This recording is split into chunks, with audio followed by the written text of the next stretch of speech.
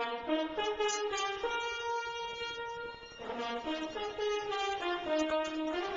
事風雲，節目主持劉達明，熱線電話604-280-1320。翻返嚟我哋時事風雲嘅節目時間，今日有兩位特別嘉賓咧，從香港嚟嘅，就係香港社民連嘅副主席吳文遠先生同埋秘書長季思傑先生嘅。咁頭先咧同我哋傾過今次此行北美之行嘅目的，同埋講下香港上次一路嗰個風頭有少少即係之後嘅 comment 啦嗰啲意見嘅。頭先聽兩位聽眾電話，阿李生想問到兩個問題啫。嗱，佢話而家爭取民主，泛民呢邊民主派係咪應該從一個溫和嘅路線去行呢一步比較好啲咧？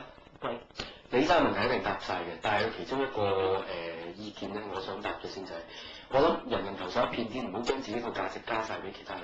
點解將後生就定性為激進，即係年紀大啲嘅就叫做溫和？咁點解班後生會咁樣樣咧？即係呢個都係大家要心思去諗諗嘅問題嚟。咁講翻啦，佢問我哋點解唔行一個溫和路線？喺泛民裏邊其實個光譜好闊嘅。我哋講激唔激進，嗰個純粹係一個手段嘅問題。即係如果我係要選擇用一個溫和嘅路線嘅話，現成已經有政黨走呢個路線啦，民主黨咪同你走咗20幾年啦。咁但係爭取到啲咩嘢？咁喺呢個時候，老實講都係應運而生嘅啫。我哋用第二種方法，即係好簡單嘅，你打手勢波打咗好多年，我而家忽然間幫你打一個進攻足球，我打前鋒啫，你咪喺中場執死雞咯。咁但係呢個我覺得冇問題嘅，因為光譜就係咁闊。同樣原因。如果所有人都係用翻頭先李生嗰種價值觀嘅話，其實我根本唔會有支持者。OK 問題啦。佢話泛民而家似乎出現分裂啦，我可能覺得啦，可能阿李生可能即係覺得就係開始有啲分裂啦。咁但係你哋社民連嘅責任咧？我諗大部分人都對泛民有少少誤解啦。即係我哋泛民其實咧一致咧就係有一個目標同原則，就係要香港有民主，香港要有普選。咁至於人哋覺得分裂，只不過係其實係路線上執行上嘅分歧嘅啫，就唔代表係話我哋個原則係背道而馳嘅。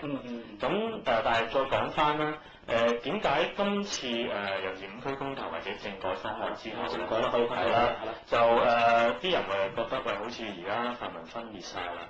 咁我諗一大部分原因就係咧社民連同公民黨咧都仲係堅持緊，即係要2012雙普選，廢除功能組別。而我哋都睇到今次嘅政改方案咧，係完全冇任何路線圖，甚至乎時間表嚟帶向我哋香港有民主。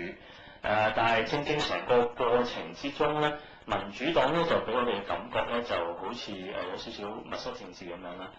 因為之前其實佢哋都之後先交代翻啦，其實遠在舊年年底咧，佢哋已經開始同中共中央政府有談判，咁延伸至都有妥協啦，相當嘅妥協啦。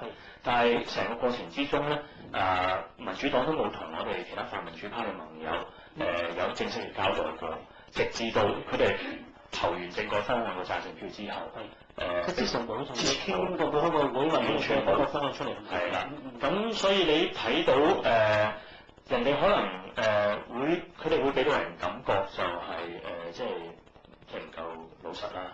咁所以先導致到政黨間有少少拗撬。但係我覺得唔緊要，呢個都係健康嘅。咁我哋社民連嘅始終都希望啦，即係民主黨可以以後佢哋唔可以同中共溝通談判，但係就麻煩佢哋就同我哋泛民主派嘅盟友即係知會一聲。咁我覺得上次政改方案民主黨支持咗個超級區議員嗰個叫做個特別名詞超級區議員呢個方案啦，就話5個區議員嘅立法會席咧就由全民去普選產生出嚟。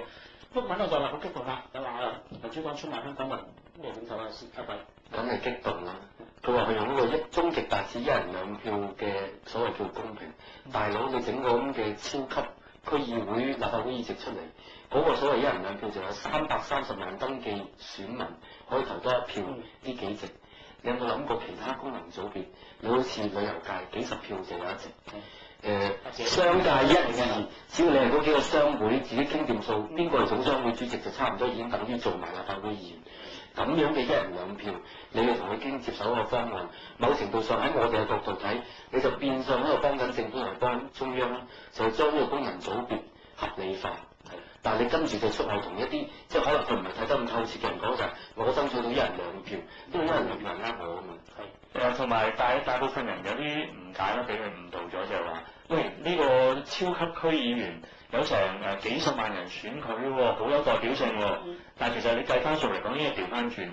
佢一張票咧就只係值幾十萬分之一票喺立法會。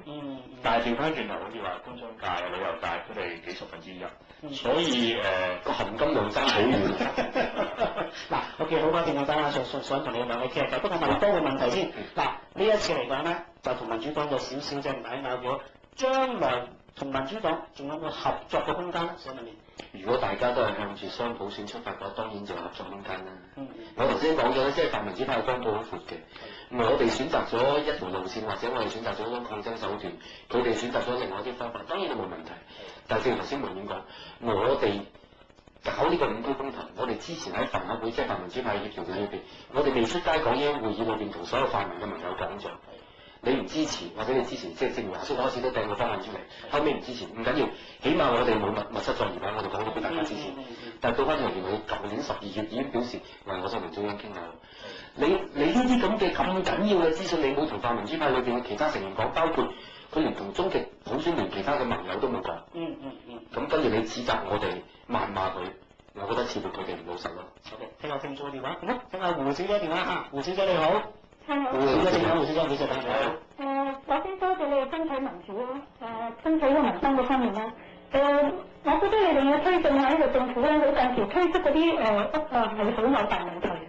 佢唔應該將我啲2000萬以上嗰啲屋咧就放曬，咁點樣係搞到2000萬以下嘅屋嚟？依家繼續炒咁？1200萬啊而家。係咯，咁係嗰啲低價啲樓嗰啲炒咁樣，咁嚟仲大劑。咁其實我覺得咧，其實啲地產商佢應該咧即係每一個地盤發展咧，佢應該俾要做一筆稅務基金，要俾佢哋攞啲錢嚟幫呢個政府起呢個廉租屋咯。咁好似你話而家好多屋都冇用㗎，依家根本係冇咁嘅需要，我哋係依家需要廉租啊嘛，你好似新加坡咁啊居者有其屋。咁如果嗰啲樓宇咪由翻呢個地產商處理咧，我就覺得民生呢方面比較重要啲咯。同埋啲老人咧，嗰啲醫療咧，我又唔明白啲老人都冇工作能力，點解啲老人就要俾醫療費咧？應該老人唔應該要俾政府錢㗎。我好想你哋上香港投票嘅時候好緊要，咁多人都冇錢㗎。咁政府喺呢方面就冇做到，我希望你多喺呢方面做多啲嘢咯。好，多謝晒胡小姐。多謝啊胡小姐。胡小姐提到啦，就房屋政策啦，最近啦，香港政府又出招啦，打樓市啦，咁啊搞到二手市場星期六星期日即刻問到唔齊啦，即係冇人睇樓啦。我想問下，想問完啦，呢個房屋政策同埋依家就有醫療政策。我覺得唔好同呢個政府宣傳嗰啲咩招數啦。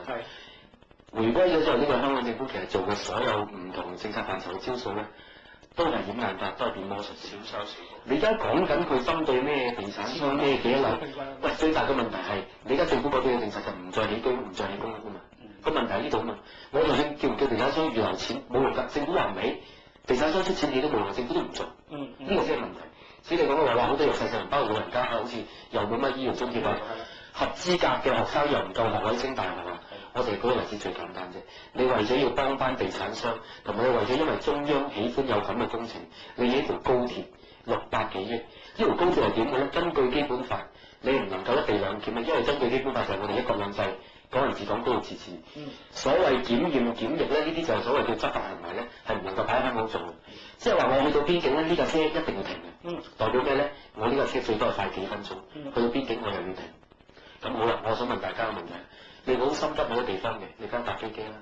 如果你好他條，想睇多啲嘢嘅，梗係搭架慢嘅火車度停下啦。邊啲人搭高鐵啊？呢個我同阿土成日講嘅笑話，就係嗰啲又想好快，但又驚搭飛機，係心理有問題嗰啲人。你係為咗啲精神有問題，起條咁嘅高鐵使600幾億，跟住你話嗰啲使多幾廿億落老人家度唔得，使多幾廿億增加多少少學額俾啲，唔係講唔合資格，係合資格嘅學生佢冇學位讀大學，佢話唔得喎，咁代表咩咧？